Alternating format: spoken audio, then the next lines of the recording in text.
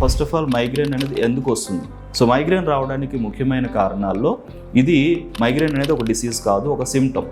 ఈ సిమ్టమ్ అనేది ఎందుకు మనకి ఇమీడియట్గా వస్తుందంటే దీనికి కొన్ని ట్రిగరింగ్ ఫ్యాక్టర్స్ ఉంటాయి. సో ఎటువంటి ట్రిగరింగ్ ఫ్యాక్టర్స్ అంటే, ఒకటి first of all important thing ఏంటంటే మెంటల్ స్ట్రెస్. రెండవది వాతావరణ మార్పుల వల్ల జరిగేటటువంటి మన సెన్సిటివిటీ.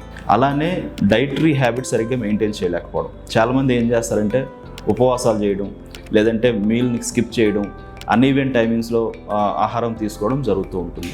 డైజెషన్ ప్రాబ్లమ్స్ వల్ల కూడాను మైగ్రేన్ వచ్చే అవకాశాలు ఉంటాయి.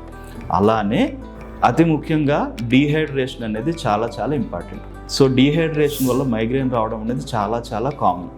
సో మేము సజెస్ట్ చేసేది కూడా ఏంటంటే, మైగ్రేన్ ఉన్న వాళ్ళు అధికంగా వాటర్ ఇంటేక్ తీసుకోండి. తద్వారా ఆటోమేటిక్గా బ్లడ్ వెజల్స్ పైన ఒత్తిడి తగ్గుతుంది. ఒత్తిడి తగ్గినప్పుడు బ్లడ్ వెజల్ ఇన్ఫ్లమేషన్ రాదు, అది ట్రిగ్గర్ కావు. అప్పుడు ఆటోమేటిక్గా మనకి పెయిన్ యొక్క సివియారిటీ తగ్గుతుంది. పెయిన్ రావడం కూడా గ్రాడ్యువల్గా మనకి కంట్రోల్ అవుతుంది.